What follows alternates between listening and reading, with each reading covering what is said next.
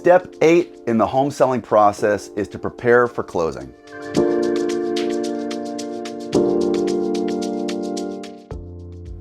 Now, to get to this point, the buyers have already removed all contingencies. This means the physical, appraisal, and the loan contingency, or whatever may have applied. They've already removed that on their removal of all contingencies form.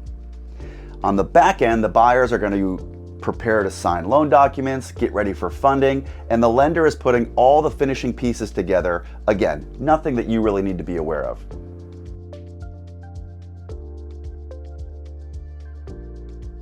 The first is that the closing date is really more of a moving target. Now, we do our best to stick to the agreed upon timeline that we signed off on the purchase agreement at the beginning of escrow. However, because of holidays, weekends, delays from the lender, or other logistics things that could come up, understand that the closing date is actually a bit more of a moving target.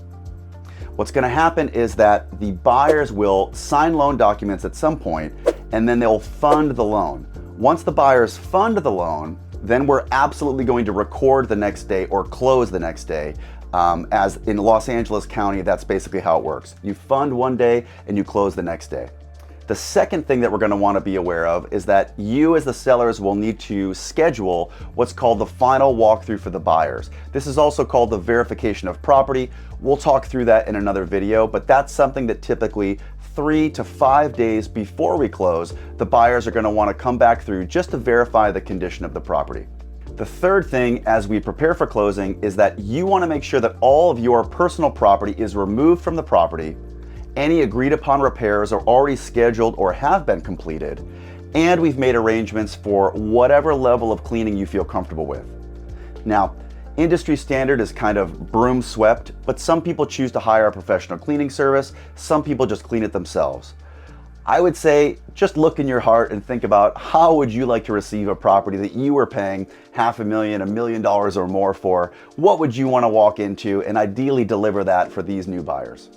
Once the buyers remove all contingencies, or typically a week before closing, we're going to send you what we call our moving checklist. This includes all of the helpful things that you may want to update your address for, just so it doesn't slip your mind because, look, you've been preoccupied as we're going through this sale process. Another thing to consider is that this would be a time to set the stop or pausing of any services, stopping payment for any of the vendors like landscapers, pool people, things like that, cleaning services, really anything that you have on auto pay or that happens to come to the property. This is the time that you want to make arrangements for when and how that's going to stop. The last thing that you want to be aware of in preparing for closing is that when we have the closing date, it's typical that the key exchange happens in the afternoon by 5 p.m. If you need any help with repairs, removing items, cleanup, bulk pickup, anything like that, lean on us because we have an incredible list of vendors that we're happy to share with you. And a lot of times we can even help to schedule and coordinate some of those things. As you're preparing to close and doing all the things on your end, I mentioned before that the buyer, or more specifically, the lender, are actually doing a number of things behind the scene. I want to give you a little bit of context so you better understand the logistics that go into closing and understand sort of where we're at this point in the process. The first thing that the buyers are going to do is acknowledge what's called the closing disclosure, or the CD.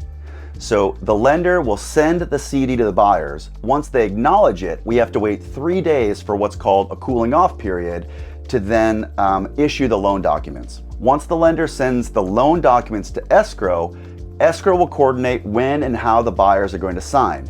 If you remember, we have to have a notary because this requires a wet signature and it has to be notarized. And that can actually take a little bit of time depending on if the buyers are in different places, if they're out of state, or even if they're out of the country. So the logistics with the loan doc signing are one of the biggest things that escrow will take care of, but we want to certainly be mindful of. Once escrow receives the fully executed loan documents, they'll send it back to the lender and we'll make arrangements for what's called funding.